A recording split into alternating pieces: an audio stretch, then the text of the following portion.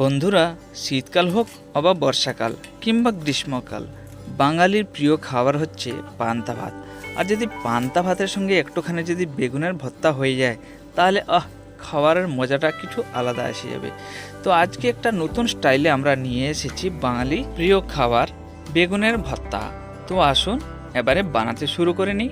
প্রথমে আমাদেরকে নিতে হবে একটা বড় সাইজের বেগুন, তার সঙ্গে একটা টমেটো, একটুখানি ধনেপাতা, কিছু বড়ি, গোটা পেঁয়াজ, 2-4টা রসুনের দানা, তার সঙ্গে কাঁচা লঙ্কা একটা দুটা, যা আপনার পছন্দ হয়।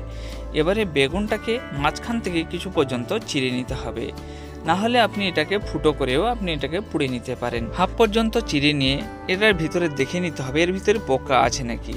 এরপরে এর উপরে একটু সরষার তেল ভালো করে মাখিয়ে নিতে হবে, না হলে যখন আমরা এটাকে পুড়ব তখন এর চোপাটা আমরা ছাড়াতে পারবো না। তাই পুড়ার আগে ভালো করে সরষার তেলটা মাখিয়ে নিতে হবে। টমেটোর উপরেও আমরা এই সরষার তেলটাকে মাখিয়ে নেব। এবারে 2-4টে রসুনের দানাকে ছাড়িয়ে এই বেগুনের ভিতরে ভর্তি করে নিতে হবে।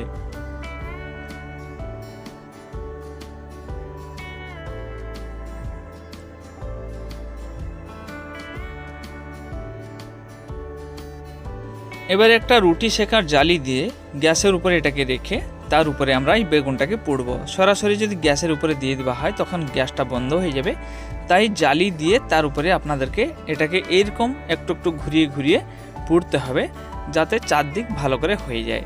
মনে রাখবেন, যদি ভালো করে পোড়া না হয় তখন এটা কাঁচা রয়ে যাবে, আর কাঁচা রয়ে গেলে খেতে একেবারে ভালো লাগবে না।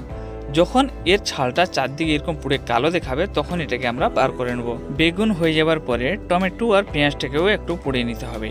পেঁয়াজ আপনি পুড়ে দিতে পারলেও দিতে পারেন, না হলে কাঁচা দিতে পারেন। কাঁচা দিলেও খুব ভালো লাগে, না হলে আপনি হালকা একটু আগুনে সেঁকে নিয়েও এটাকে দিতে পারেন। এবারে টমেটোর ছালটা যখন বেগুনের মতন পুড়ে কালো হয়ে যাবে তখন জানবে টমেটোটা হয়ে গেছে, তাকে আর বেশি সময় আমরা পুড়ব না। এখন এই টমেটোটাও হয়ে গেছে, এটাকে আমরা বার করে নেব। টমেটো আর বেগুন দুটো পুড়ো হয়ে গেছে। এবারে আমাদেরকে বড়িটা হালকা একটু সেঁকে নিতে হবে আগুনে। আপনি চাইলে এরকম সেঁকে নিতে পারেন, না হলে কড়াই একটু ভেজে নিতে পারেন। তেল না দিয়ে ভাজলে সব থেকে ভালো হয়। এবারে ভেজে নেবার পরে এটাকে আমরা গুঁড়া করে নেব।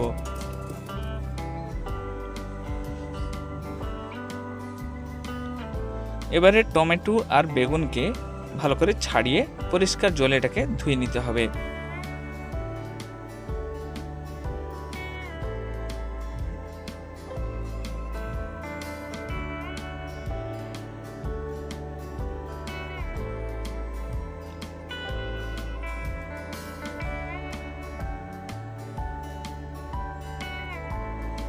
বেগুনের ভিতরে যে রসুনের দানাগুলো ছিল সেগুলোকে বার করে নিতে হবে, তারপরে বেগুনটাকে ভালো করে ছাড়িয়ে নিতে হবে।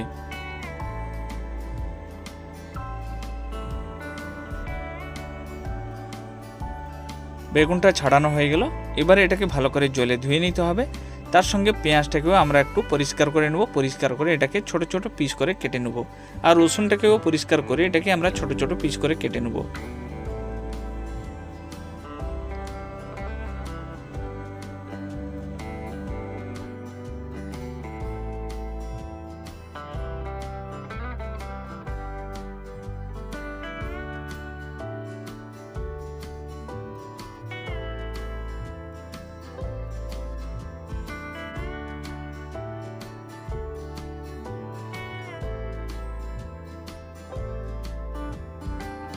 এবারে এই বেগুনের বোঁকাটাকে আমরা কেটে বাদ দিয়ে দেবো।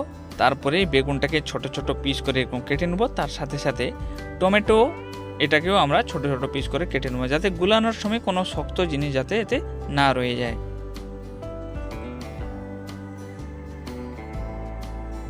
এবারে এতে দিয়ে দেবো বড়ি চূড়া, ধনেপাতা, পেঁয়াজ কুচি, রসুন কুচি, স্বাদ হিসাবে লবণ, 2টো কাঁচা লঙ্কা, যে হিসাবে আপনি ঝাল খাবেন সেই হিসাবে দিবেন। তার সাথে কিছুটা সরষার তেল এতে দিয়ে দিতে হবে। দিয়ে ভালো করে এটাকে মাখিয়ে নিতে হবে। এই কাঁচা লঙ্কাটাকে আপনি কেটেও দিতে পারেন, না হলে এরকম ভালো করে মাখিয়ে নিতে পারেন।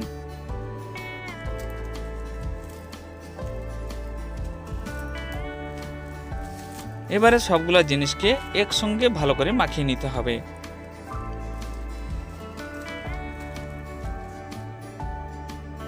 এবারে তৈরি হয়ে গেল আমাদের বেগুনের ভর্তা।